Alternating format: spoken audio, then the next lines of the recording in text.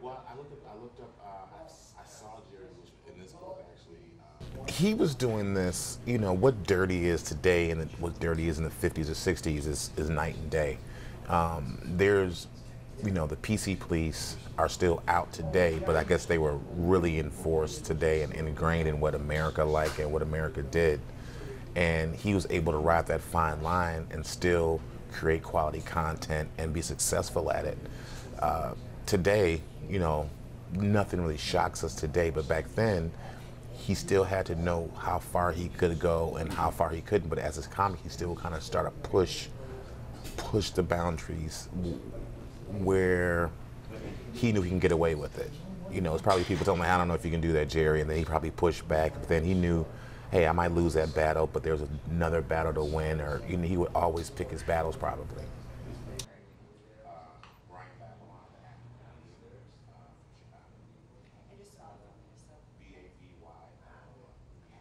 Well, yeah, I mean, you know, when he came up, you know, black comedy back then, you know, a lot of black comics were doing like sort of like minstrel type of comedy, sort of making fun of black people, where he took another direction and he just made it smart. You know, he was writing jokes and not just funny anecdotes that you would act out. He would actually have wordplay and, you know, say words with a purpose of being funny and smart.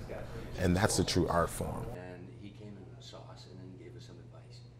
First thing he said was, how long have you been doing it? We said 8 months. He said, you're not ready. He's done a body of work in film, and so that'll be somewhat of his legacy, but truthfully, it'll be probably the muscular dystrophy telethon because it raised millions of dollars.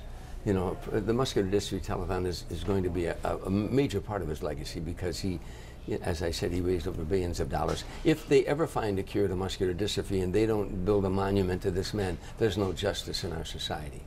When I met him, he chose to follow his passion, civil rights. You know, he could have had an incredible comedy career. Dick Gregory was an outstanding stand-up comedian and could have had an incredible stand-up comedy career, but that wasn't his passion. His passion was civil rights. So he gave up this wonderful comedy career, even though he did it on occasion and stuff like that. But he gave up, you know, focusing on nothing but stand-up comedy, but he focused on civil rights, and therefore gave up an awful lot of money and maybe an awful lot more of fame. But he gave it up because his passion was civil justice. Harry Basil, you speak in your own voice, but there's two people, Jay Leno and Mitzi. Yeah. Whenever somebody else said, you know, and the other day I was talking to Mitzi and she said, Harry, they always have to go to, or Jay Leno. You don't see the type of physical comedy that Jerry Lewis invented or was inspired. Jerry was inspired by Buster Keaton and Charlie Chaplin, but he took it to a whole new level, and in nightclubs and in film and television. And without Jerry Lewis, we would have never had Jim Carrey or Steve Martin or Marty Short, and even Andrew Dice Clay, who was inspired by Jerry's Buddy Love character from the Nutty Professor. And my act, I've been a stand-up for 30 years, and my whole act is spoofing movies and doing impressions with costumes and props. And Jerry started off as like a prop act and pantomimed the music. And when I was a little kid, I was just totally, I wanted him to be my dad. I loved him so much. And now that I'm part owner of the Laugh Factory Comedy Club in Las Vegas, we have a whole half of the comedy club is dedicated to Jerry Lewis. We have the Dean and Jerry bar and a display case with an amazing collection of Jerry Lewis memorabilia.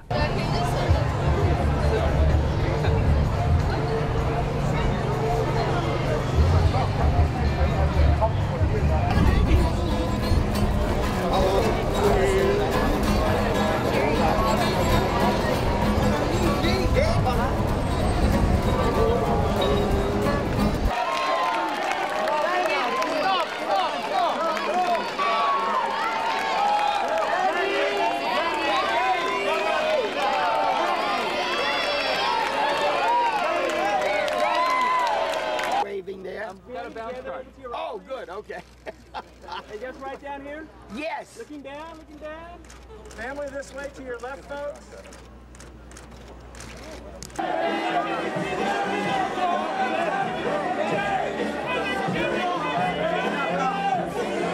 Grand cinéaste, grand